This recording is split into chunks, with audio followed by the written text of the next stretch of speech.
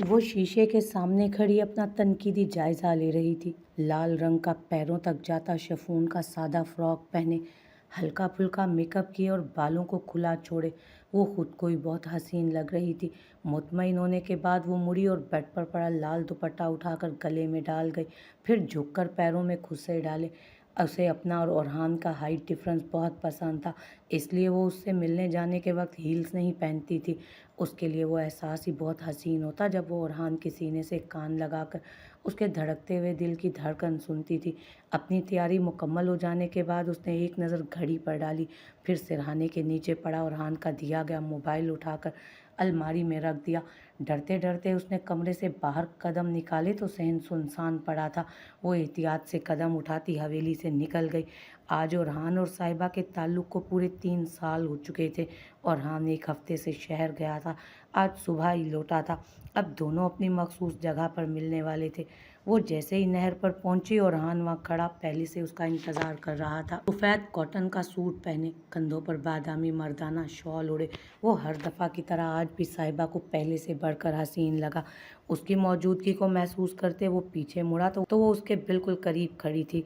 उसे देखते ही ओरहान की आंखों की चमक काबिले दीद थी। मरहबा, उसके हसीन सरापे पर नज़रें जमाए बोझल लहजे में बोलता उसे कलाई से थाम कर वो खुद से लगा गया। कैसी हो तुम? तुम्हारे दीदार को ये आंखें ही तरस गई थी।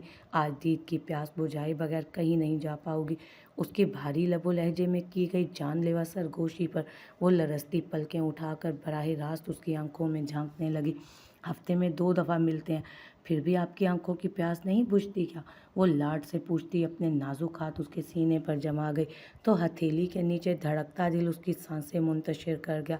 क्या तुम वाकई इस कदर मासूम हो जो मुझसे ये सवाल कर रही हो? मैं अगर सारा दिन तुम्हें बगैर पलकें झपकाए सांसों से करीब करके तुम्हारे चेहरे का दीदार करता रहूं, तब भी ये प्यास नहीं बुझने वाली। उसके वालिहाना अंदाज पर साहिबा के होंठों पर दिलनशी मुस्कुराहट चमक उठी। आपसे एक सवाल पूछूं? वो उसके सीने पर सर रखते सवालिया अंदाज में उसे देखते बोली तो एक पल की ताखीर किए बगैर वो सर हिलाता उसे इजाज़त दे गया। अगर मैं किसी और की हो गई तो आप क्या करेंगे? उसके सवाल पर ओरहान का रंग फक हुआ। सुनहरी आंखें एक पल में लहू झलकाने लगी, जबकि साहिबा शरारत भरी नज़रों से उसके चेहरे के बदलते रंगों को देख रही थी। फिर एकदम कहका लगाकर हंस दी। हाय ओ रब्बा, सरदार आप तो एकदम लाल पीले हो गए। वो हंसकर बोली तो एकदम उससे वो खुद में भींच गया। तुम मजाक कर रही हो ना? प्लीज़ आज के बाद ऐसा घिनौना मजाक भी मत करना मेरे साथ। आज तो न जाने कैसे बर्दाश्त कर गया, पर अल्लाह की कसम अगली दफ़ा मेरी जान निकल जाएगी। मैं तुम्हें ख्वाबो ख्याल क्या, मजाक में भी किसी और के साथ तसव्वुर नहीं कर सकता।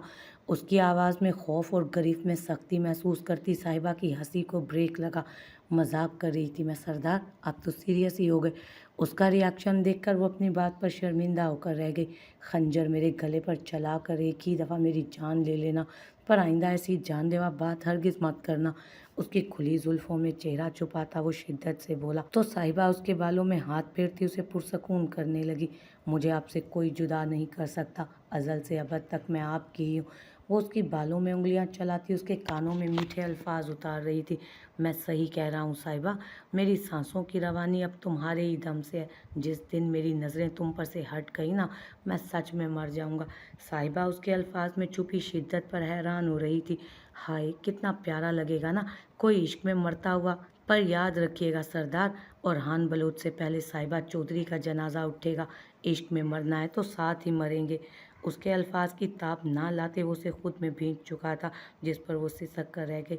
किस कदर जालिम हो तुम, इतने नसीबों वाले दिन पर इतनी हसीन बनकर किस कदर जुल्म ढाल रही हो। जान देने की क्या बात करती हो? तुम्हारा ये हसीन सरापा, उस पर मुतज़ाद तुम्हारी ये हरी आंखें और नाजुक नाक में चमकती ये बाली, ये अदाएं जान लेने के लिए काफ़ी नहीं है क्या? उसकी आवाज़ में खुमारी आ समाई। साहिबा शर्मा कर आंखें मीच गई। इससे पहले कि वो उसके कान में मज़ीद हसीन सरगोशियाँ करके उसके हवास सल्ब करता, एकदम फ़िज़ा फायर की आवाज़ से थर्रा उठी। डर के मारे साहिबा चीख उठी और हान उससे अलग होता तेज़ी से पास खड़ी जीप से अपनी पिस्टल निकालता उस तरफ आया जहाँ से गोलियां चलने की आवाज़ आई थी, पर दूर दूर तक कोई नज़र ना आया। सब ठीक है ना सरदार? साहिबा की घबराई हुई आवाज़ पर वो पिस्टल वापस रखता उसके पास आया। सब ठीक है, तुम ऐसा करो, अब तुम हवेली वापस जाओ, बल्कि मैं खुद तुम्हें छोड़ कर आता हूँ, मुझे अच्छा महसूस नहीं हो रहा इस वक्त। वो उसका हाथ पकड़ता जीप की तरफ बढ़ गया। पर सरदार, अगर किसी ने, वो परेशानी से कहती बात अधूरी छोड़ गई। मैं कुछ फासले पर रुक जाऊंगा, पर आज अपनी हिफाजत में तुम्हें छोड़ कर आऊँगा, अब कोई बहस नहीं। अपनी बात मुकम्मल करता वो उसे जीप में बिठाता गाड़ी का रुख चौधरी हवेली की तरफ कर गया। उसे कुछ फासले पर उतार गया था। साहिबा ने जैसे ही अपने कमरे का दरवाज़ा खोला, सामने नज़र आता मंजर देखकर उसका दिल उछलकर हलक में आ गया। और जैसे जो चेहरा थोड़ी देर पहले लाल गुलाबी हो रहा था, उस वक्त उसका रंग खौफ के मारे सफ़ेद पड़ चुका था। उसने शिद्दत से ख्वाहिश की कि काश ज़मीन फटे और वो उसमें समा जाए, पर ऐसा मुमकिन कहाँ था। हर ख्वाहिश वक्त रहते कहाँ पूरी होती है जो साहिबा की पूरी हो जाती। वो हवेली आया तो सब बड़े लाउंज में बैठे थे, जबकि अफगन, जोहान और रुमैसा गायब थे। वो सलाम लेने के बाद अपने कमरे में जाने लगा, जब बाप की पुकार सुनकर उसके पास ही बैठ गया। हाँ भाई बरखुरदार, क्या सोचा है फिर शादी के बारे में? आखिर और कितना टालोगे? अरकम बलोच के सवाल पर वो सर नीचा किए मुस्कुरा दिया। बाबा, बहुत जल्द मैं आप सबको अपना फैसला सुना दूंगा, इंशाल्लाह, आप फिक्र मत करें। अरकम बलोच ने एक मुस्कुराती हुई नज़र अपने गबरू जवान बेटे पर डाली। तो फिर जल्दी से फैसला करो, क्योंकि एक फ़ैसला हम भी कर चुके हैं। उनकी बात पर ओरहान ने सवालिया नज़रों से उनकी जानिब देखा। हम अफगन और रुमैसा की शादी का सोच रहे हैं। उनकी बात पर ओरहान को खुशगवार हैरत हुई। ये तो बहुत अच्छी सोच है। मेरे ख्याल में हमें जल्द ही इस सोच पर अमल करना चाहिए। वो बहुत खुश था अपने बहन भाइयों के लिए। तुम शायद भूल रहे हो कि तुम और शिफान दोनों बड़े हो। हमारा यही फैसला था कि पहले तुम दोनों का कुछ सोचेंगे हम। शिफान ने तो साफ जवाब दे दिया है कि वो चंद साल इस बारे में सोचना ही नहीं चाहता। अब तुम बताओ क्या करना है? अरकम बलोच की बारूब आवाज़ पर वो सर हिला गया। मैं इंशाल्लाह बहुत जल्द आपको मुत्तला करूँगा। फ़िलहाल इजाज़त दें, थोड़ा आराम करना चाहता हूँ। उनसे इजाज़त लेता वो अपने कमरे की तरफ बढ़ गया। कमरे में आते साथ ही उसने सबसे पहले साहिबा को कॉल की, पर उसका नंबर बंद जा रहा था।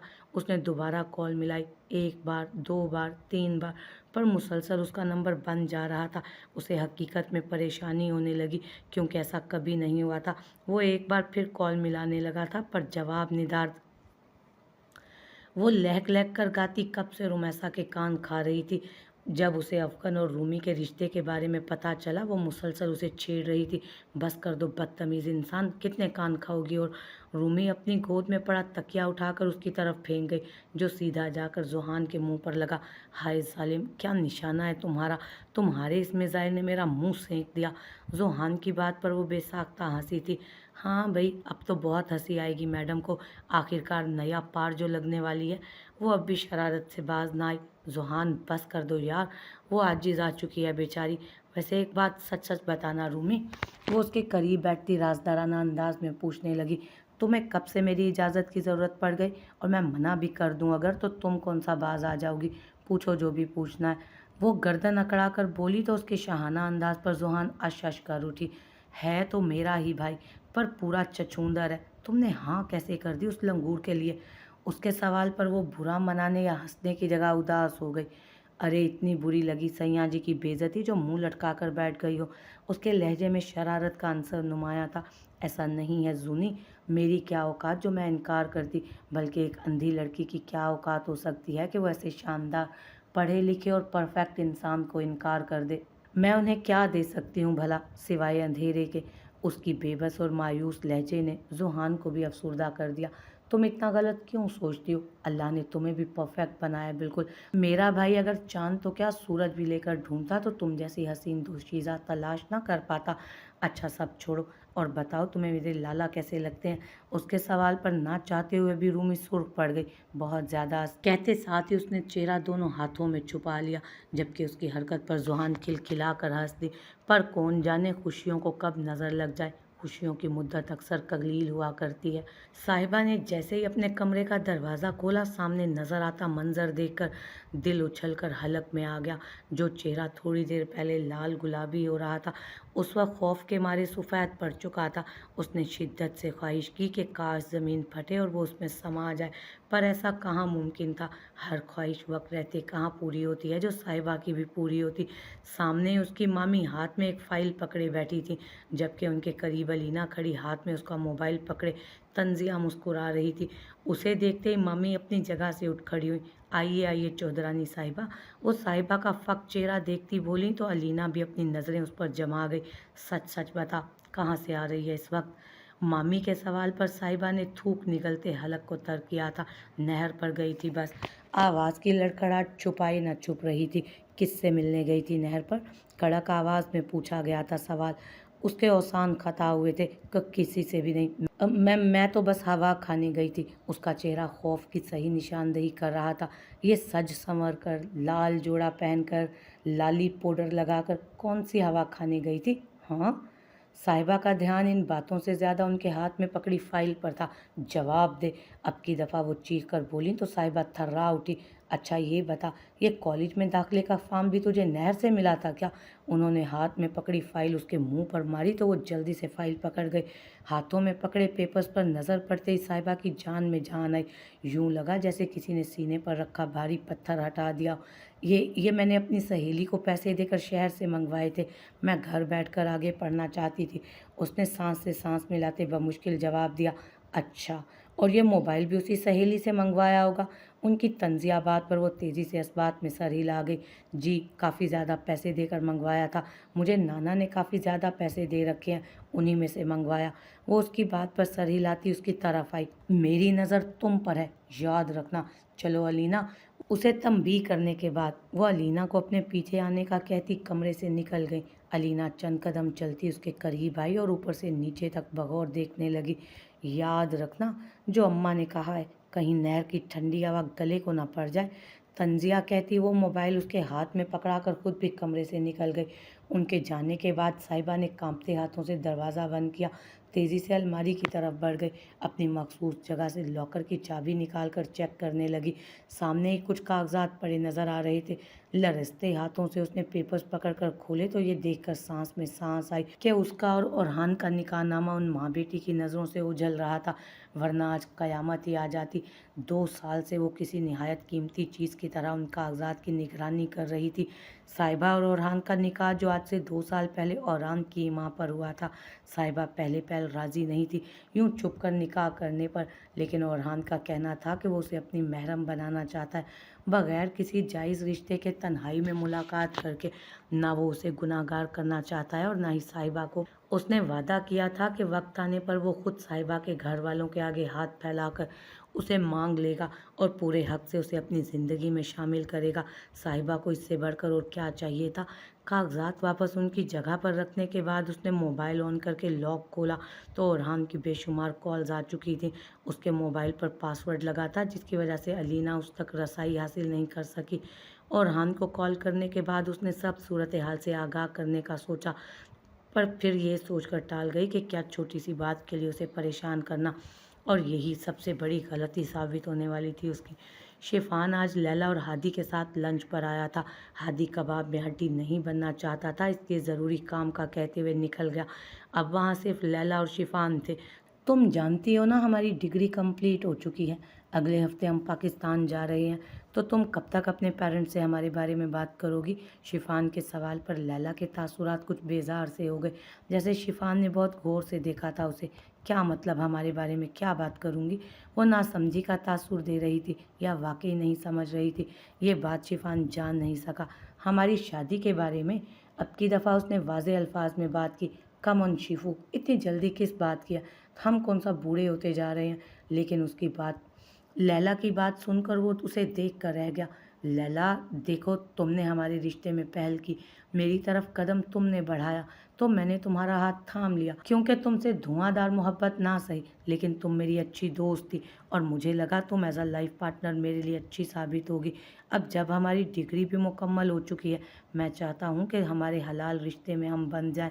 यूँ रिलेशनशिप में रहना मुझे बिल्कुल भी पसंद नहीं, तुम अच्छे से जानती हो। उसके संजीदा तरीन अंदाज पर लैला सीधी होकर बैठी। शिफान आमतौर पर भी संजीदा ही रहता था, पर उस वक्त उसके लहजे की संजीदगी बहुत गहरी थी। लेकिन शिफान, अभी तक तुमने कोई बिजनेस शुरू नहीं किया, फिर शादी कैसे? लैला के सवाल पर शिफान के माथे पर बल पड़ गए। मेरे भाई का माशाल्लाह बहुत अच्छा बिजनेस है, हम भाई मिलकर उसे इस शोहरत की बुलंदियों पर पहुंचाएंगे। हमारा कुछ भी अलग नहीं, ये बात मैं पहले भी तुम्हें क्लियर कर चुका हूँ। वो दो टोक अल्फाज में उसे अपने मंसूबे से आगाह कर रहा था। लेकिन शिफू, अपना बिजनेस तो अपना।